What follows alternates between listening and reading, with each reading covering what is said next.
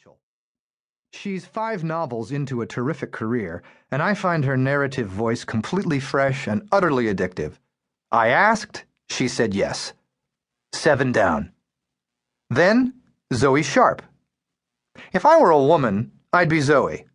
If Jack Reacher were a woman, he'd be Zoe's main character, Charlie Fox. A natural fit. I asked, she said yes. 8 down. 2 spots left. I thought, let's complete the lineup with a couple of heavy hitters. I waited until both of my targets were drunk and happy at the Edgars, and I asked. Michael Connelly first. A busy guy, but a nice guy. He blinked. He said yes. 9 down. Then I turned to Dennis Lehane. Equally busy guy. He'd just had a kid. But equally nice, too. He blinked. Twice. But he said yes. Bingo. So then it was about sharpening my editorial blue pencil and waiting for their stories to show up. They did, but I didn't need the pencil. I think there was a spelling mistake in there somewhere, but authors like these don't need help. So then it was about waiting for the Mystery Writers of America winning stories to arrive. The way it works is that any paid-up Mystery Writers of America member can submit a story. The author's name is replaced with a code number so the judges read each story blind. The selection panel evaluates them all and chooses the 10 best. The panel for this anthology was Heather Graham, Tom Cook, David Walker, Joe Triggerboff, and Brendan Du Bois, pulling double duty, which was good of him. He could have written another 9 or 10 stories probably in the time it took. I thank them all for their hard work and for their excellent judgment. The 10 they came up with are first class, and when the numbers were matched to the names, it turned out we had an interesting bunch of people. Ladies first. Anne Swardson, submitted from Paris, where she's been living for 15 years as a heavy-duty financial journalist. Tough gig, but hey, someone's got to do it. C.E. Lawrence is a multi-talented New Yorker, writer, performer, poet, composer, and prize-winning playwright. Quite irritating. Janice Law Trecker is already an Edgar-nominated short story writer, but the panel didn't know that. Remember the code numbers. She's had stories published all over the place, so it's no surprise she made the top 10. And the men.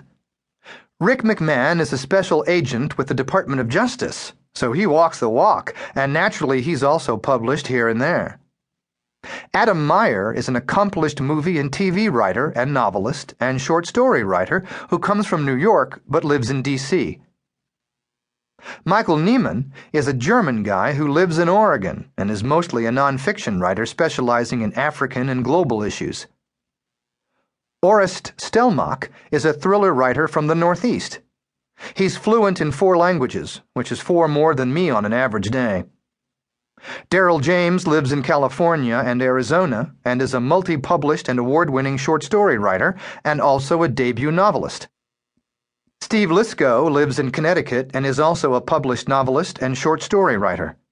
And finally, Mike Cooper is a former financial guy from the Boston area whose stories have won a Shamus Award and been selected for the Best American Mystery Stories annual anthology. So, 10 high-quality invitees and 10 high-quality competition winners, plus me. We all got the same brief? Write about vengeance, revenge, getting even, maybe doing a bad thing for a good reason. Or a bad reason. It was a loose specification. A tighter one would have been ignored anyway. Writers are like that. Their imaginations run along unique and uncontrollable paths, as you will see. Or maybe as you've already seen. I know some people read anthologies back to front. If you're one of them, thanks for reading. If you're not, I hope you enjoy what follows. Lee Child, New York. The 14th Juror, by Twist Phelan. The 2 detectives stood in the reception area of the judge's chambers on the 5th floor of the county courthouse. Ebanks made the introductions. "We have an appointment to see the judge," he said. The secretary smiled at them. She was a discreetly elegant woman with assisted blonde hair and not too much pink lipstick. "His Honor is expecting you," she said. "He shouldn't be too much."